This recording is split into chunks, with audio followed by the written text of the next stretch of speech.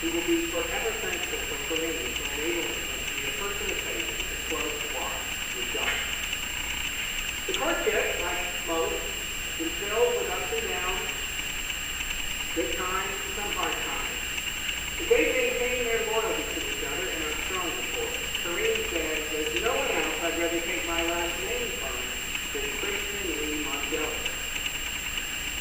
And their motto, they agree, is this: neither one of us has it all together, but together we have it all. So that is their amazing story, filled with cologne and do-overs. But it's all worked out and filled also with Jesus Christ and a life love. And we're so glad to be all here to witness and permanently communicate with holiness. Now you can turn back to faith. Nothing gives a man more inspiration and more incentive than a true husband.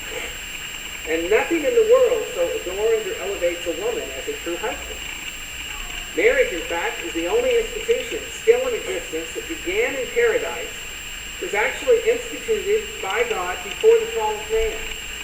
It is designed by God to be just a little bit of paradise left on earth to bless both man and woman. Corinne stands before us tonight as a stunningly beautiful and godly young bride who is wearing a white dress. This is not just a fashion statement, but as a testimony to the world of her purity and character. Corinne and Chris, as you maintain your good characters and you remain faithful to God's principles, you will find that your marriage can be truly a taste of heaven.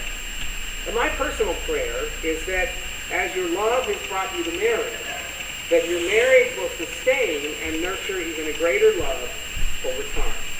As the Song of Solomon teaches, you will be wise to give attention to keeping the romance and attraction you feel for each other alive and well. But keep in mind that your love must not be taken for granted or neglected, but constantly given attention, just like a fire. It will die out and you will lose something beautiful if you don't tend to it carefully. Solomon advises in Ecclesiastes 9 and verse 9, "Ravish yourselves from the wife of your youth, whom you loveth, all the days of your fleeting life which he has given you under the sun. For this is your reward in life." The romantic love and physical attraction will ebb and flow with time and emotions, and therefore should not be the center and core of your marriage. God instead has ordained that something much deeper and constant and sure serve as the bedrock of your relationship. First and foremost, you must learn to respect each other. Out of a determination to maintain good character before the Almighty, you must remember your commitments to God and to each other. The real test of your characters will be to keep the vows you will make to each other, even on occasions when you don't feel like doing so. Chris, as the husband, you are to pilot, provide, and protect Corinne as you exhibit agape love toward her. Over and over, the husband in Scripture is commanded to agape love his wife and to love her like Christ loved the church, and to nourish and cherish her as you would your own bodies, according to Ephesians chapter 5. Chris, that's a tall order. This is a divine love that puts the other person's interest above your own. Strive to be selfless in your love for Corinne, Chris, and God will be pleased with your servant-centered leadership. Furthermore, he's determined to stay focused. Be determined to stay focused on the command to honor the woman and to treat her as a joint heir of the grace of life, and dwell with her in an understanding way, as 1 Peter 3 and verse 7 teaches. Chris, God would have you to put Corinne upon a pedestal and cherish and honor her as the special gift of God that she is. It is in this environment that she will be blossomed and filled with joy.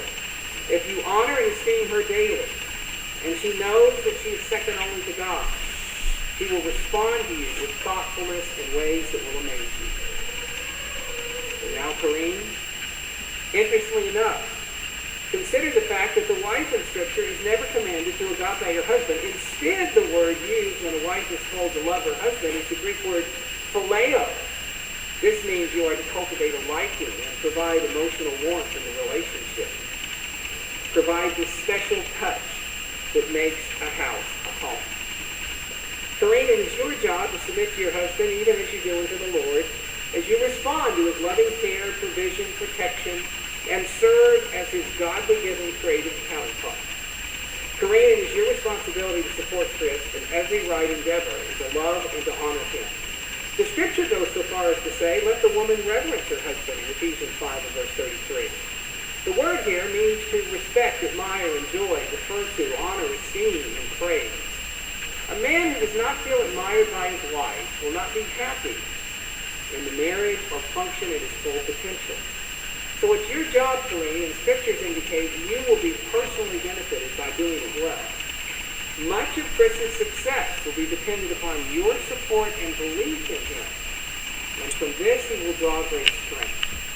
What it actually is an ever-increasing circle of abounding love, where the wife responds to her husband's sacrificial love, and the husband can't help in turn to love and adore his wife as he comes to revel and appreciate her submissive and supportive love for him. Corinne and Chris, both of you must be careful with this precious and strong, yet sometimes fragile love that is entrusted into your hands. It is critical that both of you become sensitive to offenses and be humble and ready to apologize to each other and seek to clear them up quickly. Never, as Paul says in Ephesians 4 and verse 26, let the sun go down upon your wrath. In fact, the words, I forgive you, are often even more important in marriage than the words, I love you. Unresolved conflicts and hurt feelings that are buried if left unchecked over time will serve as bricks that will build a wall between the two of you. Be determined to not let this happen by talking through things as needed and restoring harmony and intimacy through honesty and forgiveness. Be determined that you won't ever let the lines of communication break down between you. And never lose perspective or forget what you mean to each other. Corinne and Chris, may you come to trust each other totally. Just as our covenant relationship with God must be based upon trust, so it must be the foundation of your marriage covenant. Corinne and Chris, please face each other and hold hands. These are the hands of your very best friend, young and vibrant with love. These are the hands holding yours on your wedding day as you promise to love one another all the days of your life. These are the hands that will work together as you build your future.